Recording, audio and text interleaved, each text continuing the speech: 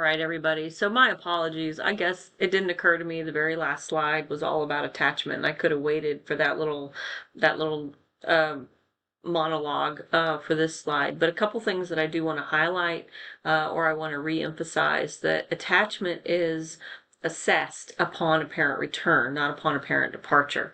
So a securely attached person, and again, the idea is that the parent provides the safe space. The parent is the safe. The parent is the anchor. So a securely attached child, when the parent returns, and again, the classic experiment is the stranger situation, and I'll show you a video of that.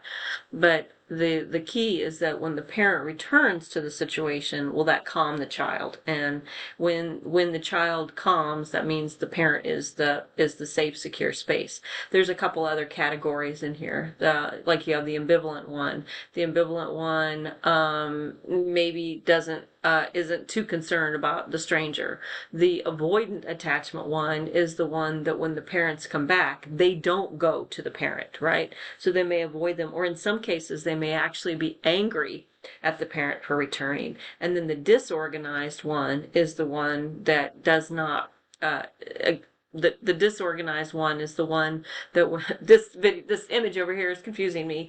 The disorganized one is the one that when the parent comes back, they may be angry, they may want to go with the stranger. But the point is, and this is the big takeaway, the point is that the parent is not providing the security there, that the child does not find the parent to be the safe space. They are not attached to the parent as a safe space. Okay, so there's been a lot in this chapter. We have gone all the way from talking about synaptic blooming and synaptic pruning to the weight of the brain, how it grows very fast. That's really one of the main points, is babies are changing very fast. We talked about some of the reflexes, some of the physiological things that the body is capable of doing at birth, and how that as the baby gets older, these things are supposed to diminish. That is an indication of neural health. We talked about some of the different senses, and we saw this concept again, infant-directed speech, which is slow, high-pitched speech. Babies seem to prefer it.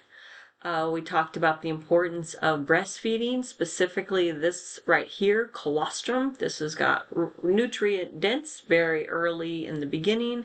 Breast is best, but not always possible for many, many reasons. Lots of women and babies do not breastfeed. We talked about failure to thrive, which is a kind of a generic term for babies are not growing like they're supposed to. The danger of shaken baby syndrome and colic. And I ask you to consider why a person would support immunizations or not. The two most the leading causes of death, suffocation and drowning. I failed to discuss infant baby seat safety.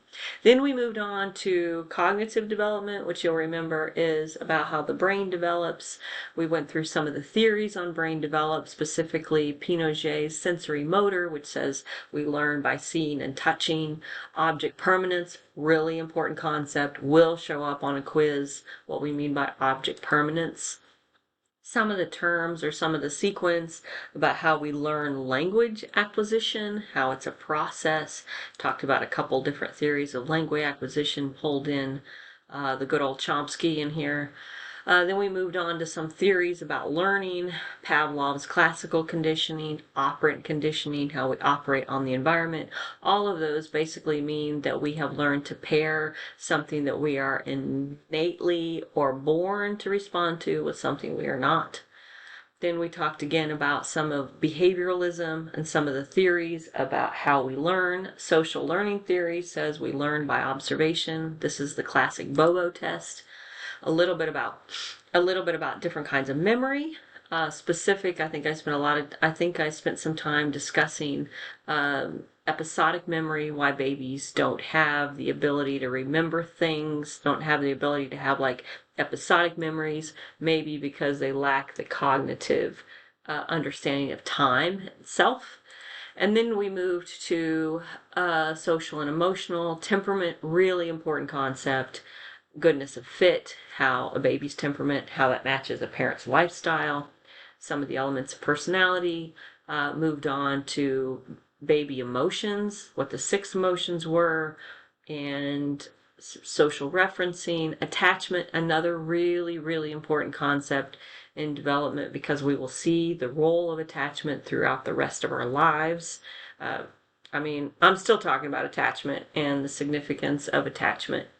Harlow's monkeys, I may or may not show you more about Harlow's monkeys, and then finally attachment style and the stranger situation. And so that wraps up a very long module. And thank you for listening.